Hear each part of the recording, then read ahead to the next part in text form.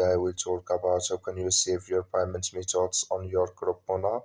We'll go to figure out the solution or know how you can do that on your app. So you just follow these ways, then it's going to work with you. All you have to do in the first, just click here on my stuff down here. When you just click on my stuff, it's going to take you to this list. It's going to show for you like this. Then you just scrolling down here until you will find your payment methods. Just click on it.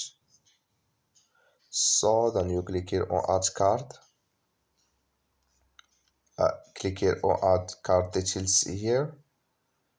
So then it's going to show for you here a list to add your card credit in this list. Just switching to open with you here. So then when you add it here, it's going to show for you when you add your card information in this list here. So that's all you have to do. Thank you for watching. Don't forget to support us by liking and subscribe.